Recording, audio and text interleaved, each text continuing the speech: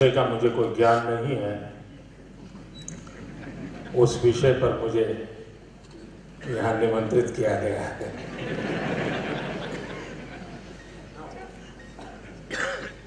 और मुख्यमंत्री है तो सब जगह पे जाना भी पड़ता है। और एक आध टेक्निकल वर्ड में कुछ इधर उधर हो जाए तो दूसरे दिन बॉक्स आइटम बनता है। तो इस हालात के बीच मैं आप सबके सामने खड़ा हूं।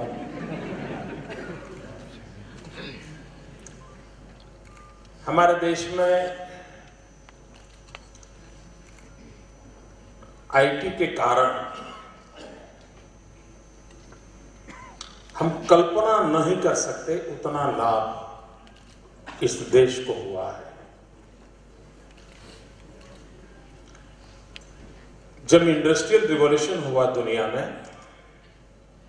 उस समय हिंदुस्तान गुलाम था। और उस समय टैलेंट तब भी थी, टैलेंट आज भी है। एंटरप्रेन्योरशिप तब भी थी, एंटरप्रेन्योरशिप आज भी है। लेकिन गुलामी के कारण हम उस इंडस्ट्रियल रिवॉल्यूशन के हिस्सेदार भी नहीं बन पाए, लाभार्थी भी नहीं बन पाए और मौका चूक गया। लेकिन दूसरा एक अवसर आया दुनिया के अंदर, विकास का एक नया दौर आया, वो आईटी रिवॉल्यूशन से आया। और उस समय जो दो नेगेटिव कारण थे, इस समय दो पॉजिटिव कारण थे। एक, हम स्वतंत्र थे। दूसरा, यह देश युवाओं से भरा हुआ था।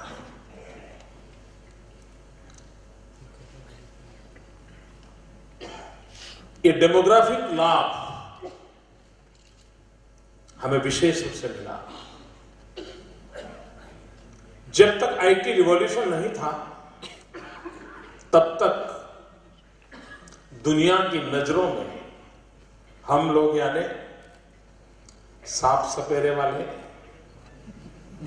अंधश्रद्धा में जीने वाले, यही हमारी छवि थी। मुझे स्मरण है, मैं कुछ वर्षों पहले ताइवान सरकार का मेहमान था। मैं ताइवान गया था, तब तो मैं मुख्यमंत्री नहीं था। तो वहां जो मेरा इंटरप्रेटर था, 6 दिन की मेरी टूर थी, तो 4-5 दिन के बाद उससे दोस्ती हो गई।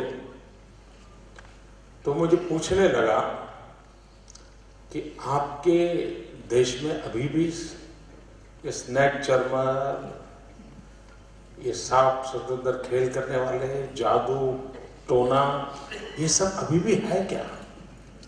यानी 5 दिन उसके साथ बिताने के बाद वो मुझे सवाल पूछता है और ताइवान में पूछ रहा है।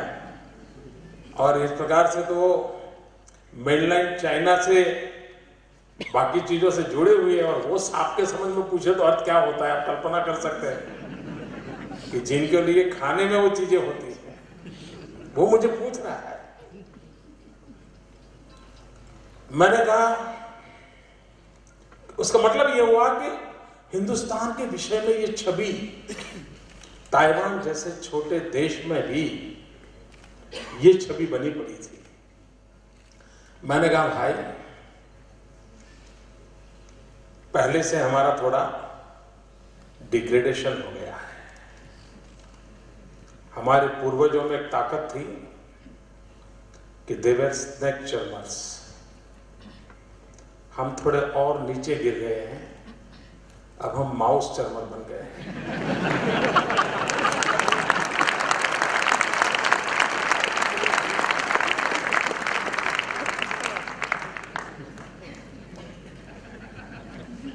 वो देखता था मेरे सामने। मित्रों, पूरा विश्व हमें इसी नजरिए से देखता था। लेकिन आईटी के अंदर हमारे नौजवानों ने जो कंट्रीब्यूशन किया, जो लीड किया, उसने पूरे विश्व को हिंदुस्तान की ओर देखने के लिए, नजरिया बदलने के लिए मजबूर कर दिया। उदारता से हमारी तरफ अच्छा इसे नहीं देखा गया है, दुनिया को हमारे नौजवानों ने मजबूर किया है, और वो इस टेक्नोलॉजी की ताकत के माध्यम से। एक घटना आपको अगर याद होगी कि क्लिंटन जब प्रेसिडेंट थे, हिंदुस्तान के दौरे पर आए थे और वो जयपुर गए थे, और जयपुर के एक छोटे से गांव में वहां की महिलाएं जो कोऑपरेटिव सोसाइटी चलाती थी, उसे देखने गए थे।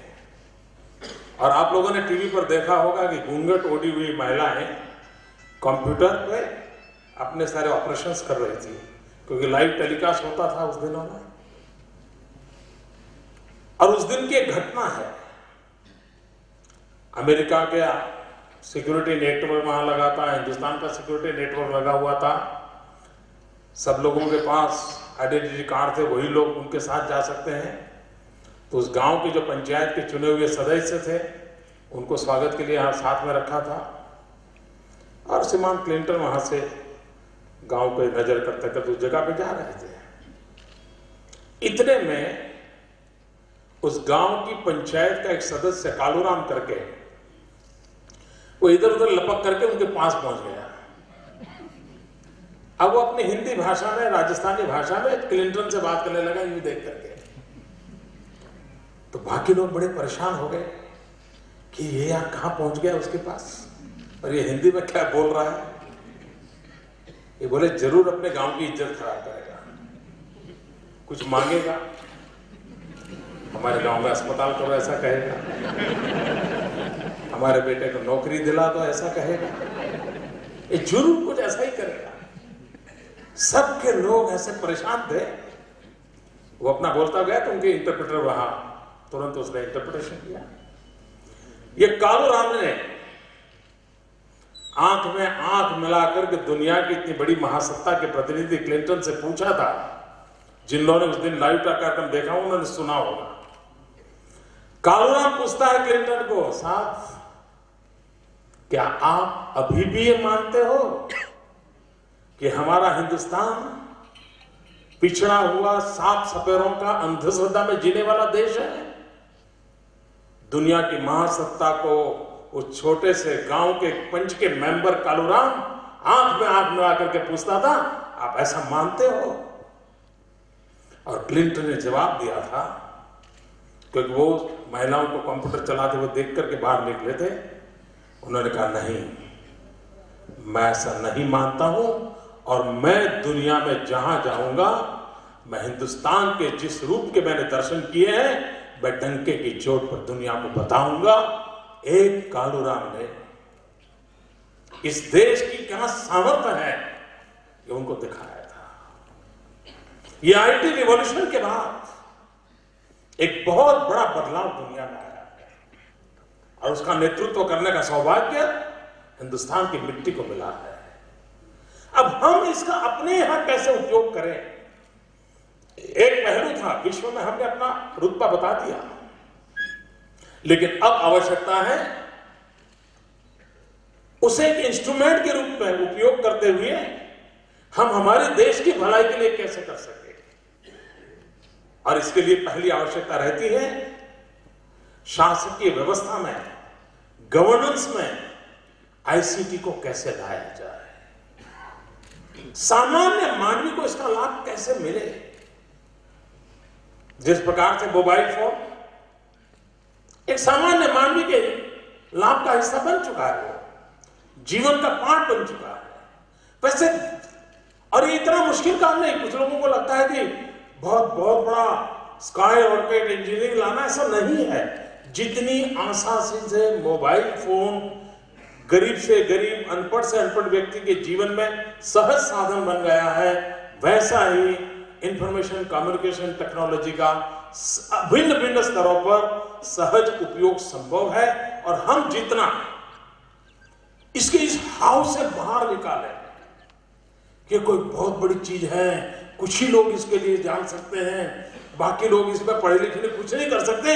एक जो ये खड़ा हुआ है, इस मिथ को तोड़ना पड़ेगा। इस प्रकार के सेमिनार के माध्यम से अगर हम इस काम को कर सकते, सामान्य मान में विश्वास पैदा कर सके कि जितनी आसानी से तुम घर में अंदर बिजली के लिए स्विच ऑन कर सकते हो, पंखा चलाने के लिए स्विच ऑन कर सकते हो, अगर अपने पंखों को ऑपरेट करना है तो आराम से कर सकते हो, इतनी ही आसानी से इस विज्ञान का भी अपने जीवन में उपयोग कर सकते हो।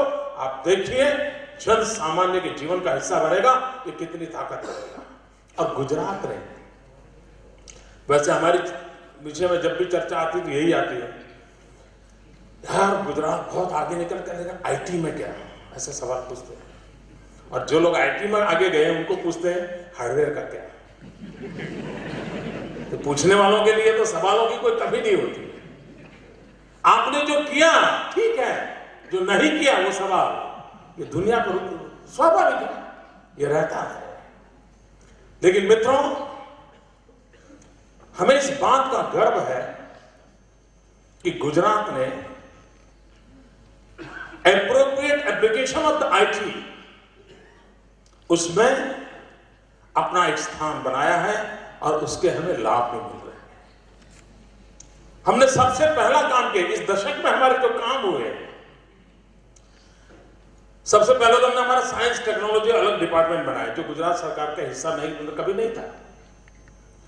वो हर काम के अंदर चलता था। हमने एक सेपरेट साइंस एंड टेक्नोलॉजी का डिपार्टमेंट 2000 के बाद बनाया है, ताकि उस पर स्पेशल फोकस हो, एक व्यवस्था खड़ी हो, और धीरे धीरे धीरे इस डिपार्टमेंट के कारण नई नई टेक्नोलॉजी को गवर्नेंस के अंदर, सरकार के अंदर इनकॉर्पोरेट करना, और बिजनेस वर्ल्ड में या पब्लिक लाइफ में टेक्नोलॉजी को एनकरेज करना, एजुकेशन में टेक्नोलॉजी का महत्व बढ़ाना, इन सारे क्षेत्रों पर इस डिपार्टमेंट ने अपना फोकस किया। तो उसके कारण एक अच्छी शुरुआत हुई।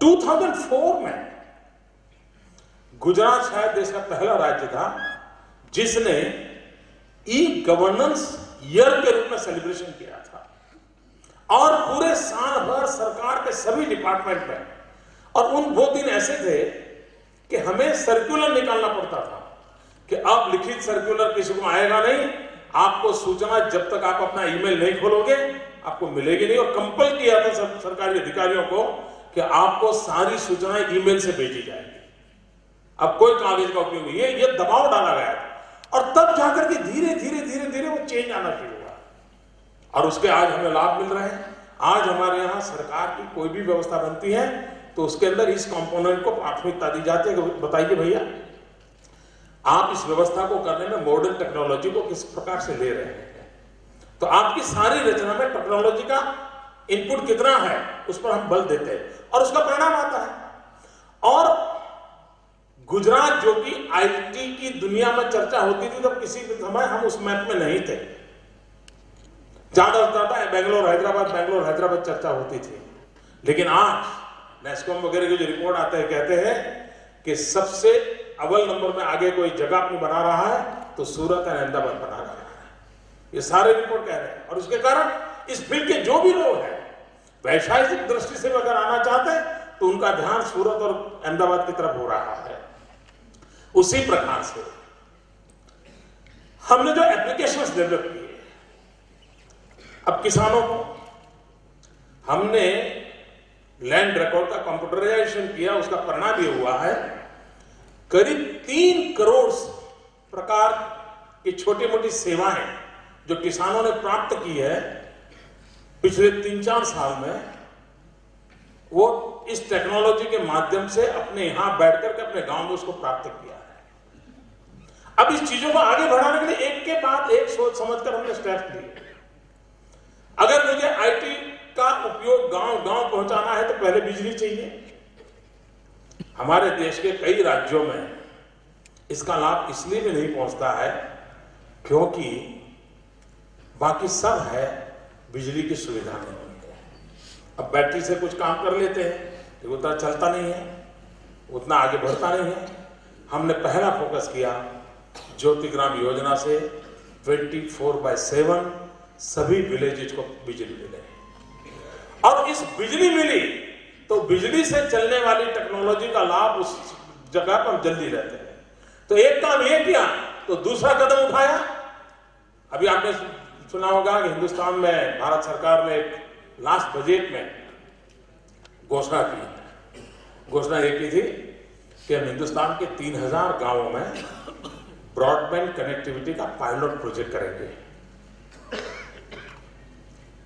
2011-2012 के बजट में भारत सरकार की घोषणा है कि हम 3000 विलेजेस में ब्रॉडबैंड कनेक्टिविटी का पायलट प्रोजेक्ट करेंगे। भाइयों बहनों, आपको जानकर के आनंद होगा, गुजरात के 18,000 गांव में 2 साल से ब्रॉडबैंड कनेक्टिविटी अवेलेबल है।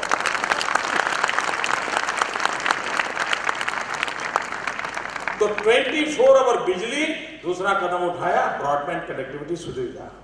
अब ब्रॉडबैंड कनेक्टिविटी की सुविधा दी, हम जनता को सेवा दी। कल भारत की सरकार ने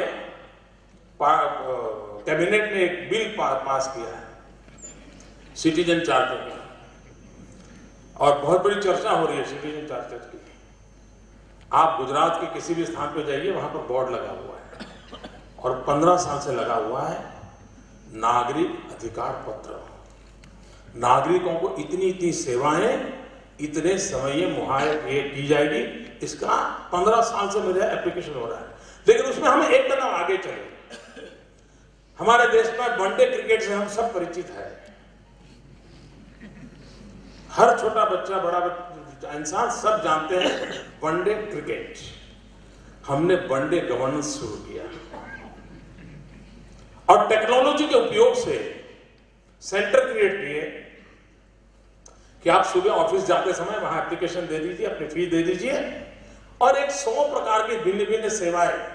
शाम को जब वापस जाएंगे आपको सारा अपना काम हो गया होगा, अपना लिफाफा लेकर के चले जाइए। ये जो सिटीजन चार्टर वाली चर्चा चली उसमें हम एक कदम आगे हैं और आज गुजरात के अंदर 300 से अधिक ऐसे सेंटर्स हैं कि जहां पर नागरिकों को तत्काल सेवा उपलब्ध होती है। और ये सफलता इसलिए मिली है क्योंकि हमने टेक्नोलॉजी, सेवा और सरकार के रिकॉर्ड्स, इन तीनों को एक साथ जोड़ करके एक व्यवस्था विकसित की है। उस व्यवस्था का परिणाम मिला है। किसानों को 7/12 उसकी जो नकल चाहिए टेक्नोलॉजी के माध्यम से उपलब्ध है। आप शिकागो में रहते हैं, आपकी जमीन के रिकॉर्ड का क्या स्थिति है, आप ऑनलाइन सारी जानकारियां प्राप्त कर सकते हैं। ये आज सेवा मेरे यहां उपलब्ध है। फिर हमने सोचा मेरा ये कन्विक्शन है कि डेमोक्रेसी की सबसे बड़ी अगर कोई ताकत होती है तो वो ताकत होती है ग्रीवेंस रिड्रेसल सिस्टम में। गुड गवर्नेंस की अगर एक मानदंड माना जाए तो एक मानदंड होता है ग्रीवेंस रिड्रेसल सिस्टम का। दूर सुदूर बैठा हुआ इंसान की भी आवाज सुनने की कहीं व्यवस्था है क्या, और उसको पॉजिटिव रिस्पॉन्ड की कोई मैकेनिज्म डेवलप हुआ है क्या। हम लोगों ने एक ऑनलाइन स्वागत प्रक्रिया का प्रारंभ किया जिसको यूनाइटेड नेशंस ने अवार्ड दिया है। कोई भी व्यक्ति ऑनलाइन अपनी शिकायत दर्ज कराता है और चीफ मिनिस्टर खुद इस काम को मॉनिटर करता है। पिछले कुछ वर्षों से हमारा ये ऑनलाइन ग्रीवेंस रिड्रेसल सिस्टम चल रहा है। 2 लाख से अधिक शिकायतों का पॉजिटिव निपटारा हुआ है। 2 लाख और just with the help of technology. और अब वो गांव तक सुविधा है और उसकी ताकत इतनी बड़ी है कि मेरे यहां गांव का किसान भी पैर में जूते भी नहीं होंगे, वो कलेक्टर कचहरी अगर जाता है और सुनवाई नहीं होती है तो वो कहने लगता है कि मेरी बात मानोगे कि मैं ऑनलाइन जाऊं। और जैसे ही वो कहता है ऑनलाइन, वो अक्सर कहता है अरे बैठो भाई जरा मैं काम में हूं, 10 मिनट में तुम्हारा काम देखता हूं। मित्रों, टेक्नोलॉजी ने कितना बड़ा सामर्थ्य एक आम आदमी को दिया है। वो अपनी बात पहुंचा सकता है। इससे बड़ा एम्पावरमेंट कोई कल्पना नहीं कर सकता। और मैं मानता हूं ये सिटीजन एम्पावरमेंट है, वो गुड गवर्नेंस के लिए एक बहुत बड़ी शक्ति बन सकता है। हमने उसको इस प्रयोग में लाए हैं और उस प्रयोग का लाभ हो रहा है। हमारे यहां बच्चों के देखभाल की चिंता और विशेष करके एजुकेशन एंड हेल्थ, अभी हमारे डीडीओ थे, उन्होंने एक अच्छा सॉफ्टवेयर बनाया, उसको उन्होंने एक पायलट प्रोजेक्ट के रूप में लागू किया है और वो सॉफ्टवेयर के लिए कोई बड़ी कंपनी से कोई कॉन्ट्रैक्ट दिया और हायर किया, ऐसा नहीं, सिंपल वे में ड्रॉप आउट रेशियो कम कैसे किया जाए।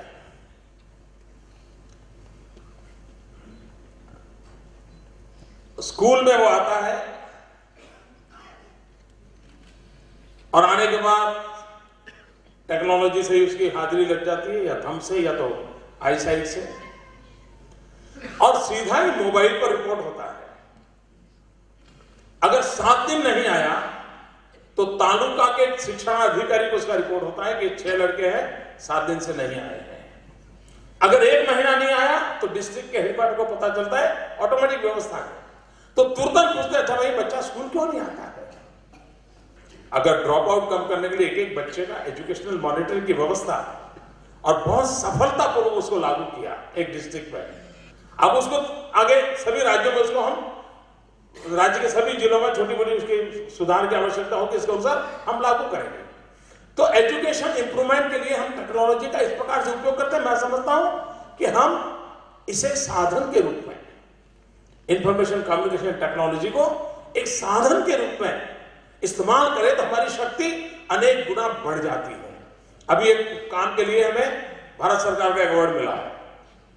वो अवार्ड इस बात का मिला है कि मदर चाइल्ड ट्रैकिंग सिस्टम, गरीब परिवार के माता है जिनके हेल्थ की चिंताएं रहती है, उनके बच्चों के न्यूट्रिशन का प्रॉब्लम रहता है, तो ऐसी 13 लाख माताओं का एंड 10 लाख बच्चों का टेक्नोलॉजी के माध्यम से रेगुलर ट्रैकिंग होता है और उनका क्या क्या इंप्रूवमेंट होता है, क्या रिक्वायरमेंट है, जो भी चीजें उनके लिए करनी चाहिए वो रेगुलर हो रही है नहीं, ये पूरा टेक्नोलॉजी से मॉनिटरिंग होता है।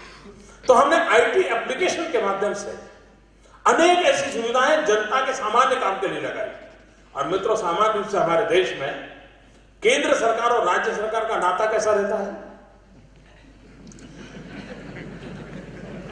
मेरे बोलने से पहले आप आमतौर पर राज्य केंद्र सरकार के पास जाते हैं तो कुछ न कुछ ये दीजिए वो दीजिए, इतने पैसे हमें मिल जाए तो अच्छा होगा, ये 2 रोड लग जाए तो अच्छा होगा, ज्यादातर। और वो गलत है ऐसा मैं नहीं मानता, क्योंकि राज्य और केंद्र मिलकर के ही काम करेंगे तभी प्रगति होगी। इसलिए राज्यों का उनके पास जाना बहुत स्वाभाविक है। लेकिन गुजरात किस बात के लिए जाता है? और वहीं पर यहां बैठे हुए लोगों को इस बात से पता चलेगा कि हम किस सोच से काम कर रहे हैं, किस स्केल पे काम कर रहे हैं और किस डेस्टिनेशन को हम पहुंचना चाहते हैं, आपको अंदाज आएगा। मैंने 1 आध साल हुआ होगा, प्रधानमंत्री को एक चिट्ठी लिखी थी। शायद ऐसी चिट्ठी उनके नसीब में भी पहली बार आई होगी।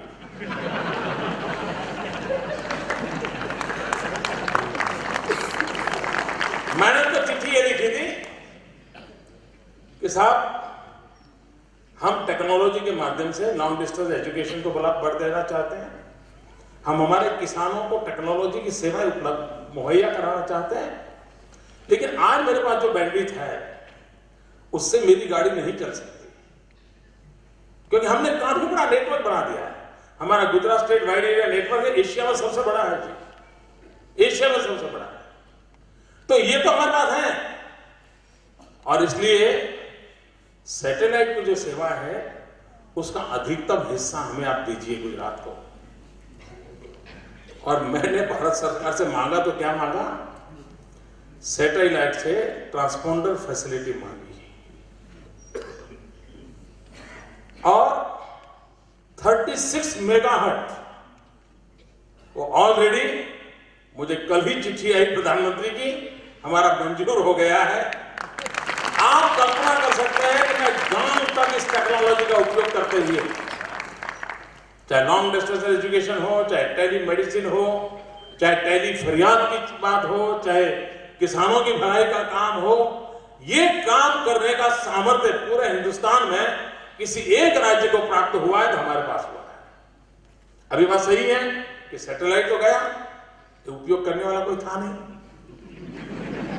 अब हम हैं और हमने मांगा तो हमें वो उपयोग होगा भी सही, और आने वाले दिनों में हम उसके अनुकूल पूरा टेक्नोलॉजी सेटअप, जितना हार्डवेयर सिस्टम लगानी पड़ेगी, जितने हमारे प्रोग्राम बनाने होंगे उसको करेंगे। तो हम इस लेवल पर सोच रहे हैं, और मेरा विश्वास रहा है मित्रों कि ई गवर्नेंस एक इजी गवर्नेंस होता है, ई गवर्नेंस इफेक्टिव गवर्नेंस होता है, at the same time e governance बहुत एक इकोनॉमिकल गवर्नेंस होता है, आर्थिक रूप से बहुत कम खर्चा वाला गवर्नेंस होता है, और इस पर हम बल दे रहे हैं। मित्रों, ई गवर्नेंस से ट्रांसपेरेंसी भी आती है। अब जैसे हमारे यहाँ ई टेंडरिंग करीब करीब सभी डिपार्टमेंट ने एडॉप्ट कर लिया है। हमारे यहाँ भी विद्या सहायकों की भर्ती करनी थी, 23,000 विद्या सहायकों को टीचर्स की भर्ती ऑनलाइन की, और 40 दिन के अंदर सारा काम निपट गया, उनको ऑर्डर मिल गए और काम पे लग गए। अगर यही अगर प्रोसेस होता पुराने जमाने के हिसाब से, वो एप्लीकेशन देते, फॉर्म भरते, फिर 10 सर्टिफिकेट जोड़ते, पता नहीं क्या क्या होता, वो काम बहुत तेजी से हो गया मेरे यहाँ। तो हम इन चीजों का उपयोग बहुत बड़ी मात्रा में हम कर रहे हैं, आगे भी हम करना चाहते हैं। इस 2 दिन के कॉन्फ्रेंस के अंदर जो नए विचार आएंगे, मेरे साथी यहां बैठेंगे, टेक्नोलॉजी में कोई भी नया विजन होगा, हम इसको स्वीकार करने के लिए बहुत उत्सुक हैं। हम चाहते हैं कि उसका उपयोग हो, और सामान्य जन के अंदर, अब हम अभी पीडीएस सिस्टम में सस्ता अनाज की दुकान गरीब बीपीएल फैमिली के लिए बारकोड सिस्टम हम लाए। हो सकता है भारत उस पर आने वाले दिनों में बहुत गौर करेगा, और इसमें ट्रांसपेरेंसी की पूरी संभावना है कि बारकोड सिस्टम से बीपीएल फैमिली का आदमी महीने भर का उसको राशन चाहिए, वो सारा ऑनलाइन व्यवस्था होगी, और इसलिए कोई एक्स्ट्रा माल गया और कहीं काले बाजारे में बिक गया, ये सारे गोरख धंधे बंद होने के लिए बहुत बड़ा साधन बनने वाला है। तो हमारे यहाँ एक छोटा सा उदाहरण मैं आपको देना चाहता हूं कि इस टेक्नोलॉजी का उपयोग करने से हमें कितना फायदा हुआ है। ये हमारे जो चेक पोस्ट है, जैसे गुजरात और महाराष्ट्र के बीच जो हमारा चेक पोस्ट है, इधर गुजरात का चेक पोस्ट और 1 किलोमीटर दूरी पर वहां पर महाराष्ट्र का चेक पोस्ट है। एक ही नेशनल हाईवे पर 2 राज्यों के चेक पोस्ट है, दोनों के बीच में 1 किलोमीटर का फासला है। जो व्हीकल गुजरात चेक पोस्ट से गुजरता है, वही व्हीकल महाराष्ट्र के चेक पोस्ट से गुजरेगा ही, बीच में कहीं आसमान में उड़ नहीं जाता है। जो उधर से आएगा वो इधर आएगा ही। उनका जो चेक पोस्ट पर टैक्स रेट है उतना ही गुजरात का है, महाराष्ट्र और गुजरात का समान है। फर्क इतना है, गुजरात के चेक पोस्ट पर ऑनलाइन टेक्नोलॉजी की व्यवस्था है, स्टेट हेडक्वार्टर पर मॉनिटरिंग होता है, महाराष्ट्र में सब मैन्युअल है।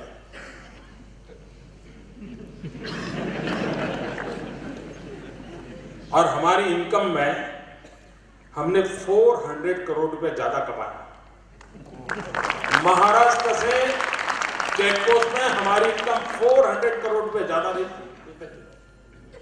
अब मुझे टेक्नोलॉजी इंस्टॉलमेंट का जितना खर्चा था, इससे अनेक गुना ज्यादा सरकार के तिजोरी में पैसा है। तो ट्रांसपेरेंसी के लिए टेक्नोलॉजी बहुत बड़ा रोल प्ले कर सकती है। तो इस टेक्नोलॉजी के सामर्थ्य को हमने स्वीकारा है, माना है, और भारत एक युवा देश है।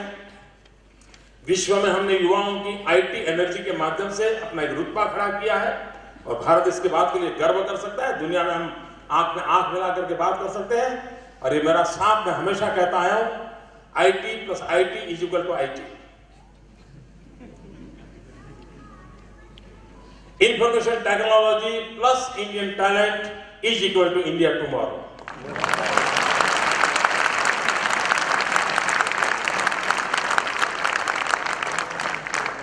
उस शक्ति और सामर्थ्य को लेकर के आगे बढ़े।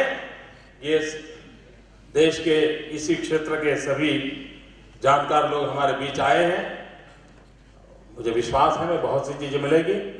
मैं अंबेडकर यूनिवर्सिटी के हमारे वाइस चांसलर जी को बधाई दे रहा हूं, क्योंकि आज एक नए प्रकल्प का यहीं पर उद्घाटन हो रहा है।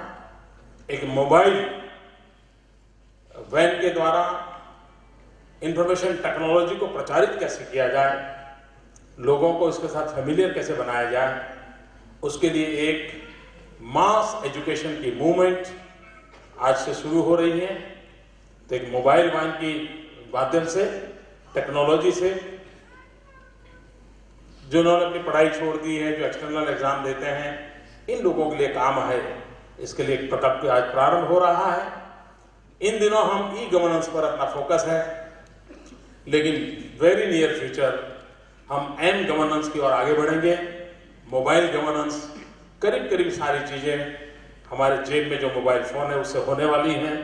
हम टेक्नोलॉजी को आपकी हथेली के अंदर पूरी सरकार को समर्पित करने की दिशा में आगे बढ़ रहे हैं। वेरी नियर फ्यूचर हम एम गवर्नेंस की दिशा में भी देश को जरूर कुछ न कुछ कंट्रीब्यूट करेंगे। मित्रों, आप सबके बीच में आने का अवसर मिला, मैं आपका बहुत बहुत आभारी हूँ। धन्यवाद।